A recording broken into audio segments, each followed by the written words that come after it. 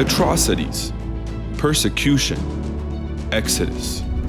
Words barely describing the agony of the Christians and other minorities of the Middle Eastern North African region. Action was needed, and IDC came to the rescue.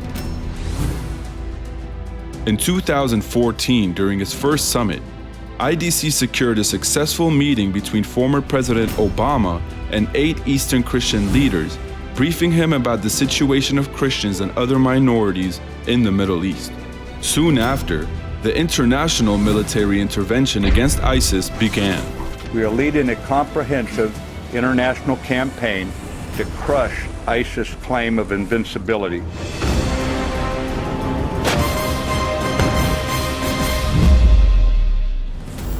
Christians and other minorities were being persecuted at genocide levels in the Middle East, posing an existential threat to one of the region's oldest religions.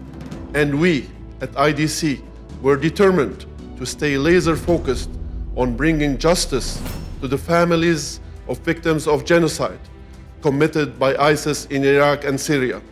And by the grace of God, we succeeded. My purpose in appearing before you today is to assert that in my judgment, Daesh is responsible for genocide against groups in areas under its control, including Yazidis, Christians, and Shia Muslims. Daesh is genocidal by self-proclamation, by ideology, and by actions. Through his continued advocacy and meetings with members of Congress and U.S. administration, IDC successfully secured another big achievement during its 2017 summit with Vice President Mike Pence's announcement that the United States will directly support the Christians and Yazidis in Iraq and Syria. Now is the time to bring an end to the persecution of Christians and all religious minorities. And from this day forward, America will provide support directly to persecuted communities through USAID.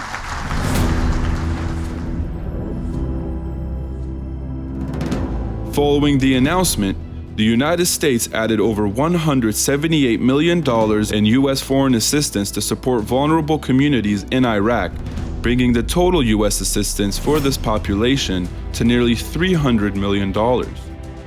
In 2018, IDC proudly celebrated the presidential signing of the Iraq and Syria Genocide Relief and Accountability Act, House Resolution 390, passed earlier by Congress. Fearing that Christianity is facing the possibility of being wiped out in parts of the Middle East, IDC once again lobbied and petitioned members of Congress to represent and adopt House Resolution 259 to support the repatriation of religious and ethnic minorities in Iraq to their ancestral homelands. What's alarming is that the latest census showed that in Syria, the Christian population declined from 1.7 million to less than 450,000. And in Iraq, Christian numbers slumped from 1.5 million to less than 120,000. The majority of the exodus was directed to Lebanon, considered to be the last bastion of Christianity in the Middle East, a country currently hosting over 2 million refugees who are creating an unsustainable economic and social crisis. IDC continues to work relentlessly to ensure that the United States stands with Lebanon and the Lebanese army in its fight against terrorism, so Lebanon would remain a safe haven for religious freedom in the Middle East. IDC's focus expanded to support Coptic Christians in Egypt with the presentation of House Resolution 49, urging the Egyptian government to enact serious and legitimate reforms to ensure that Coptic Christians have the same rights and opportunities as other Egyptian citizens, and to take the steps to end the cultural impunity for attacks on Christians.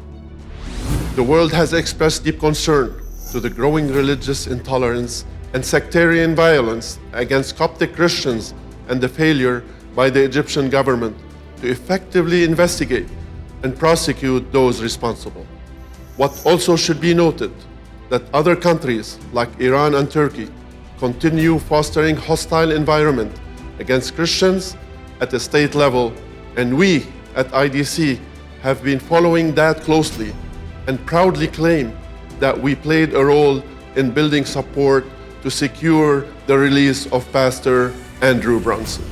It is because of groups like IDC that help spread the word about Pastor Brunson and build support for his release. We want to thank you for your help with Pastor Brunson and all the work you do to hold foreign partners accountable for persecuting religious minorities and violating human rights.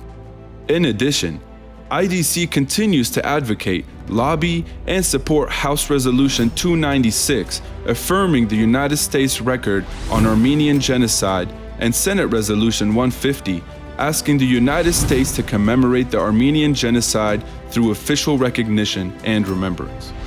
We at IDC will continue to work relentlessly to preserve Christians and Christianity in the Middle East. But alone, we cannot do much.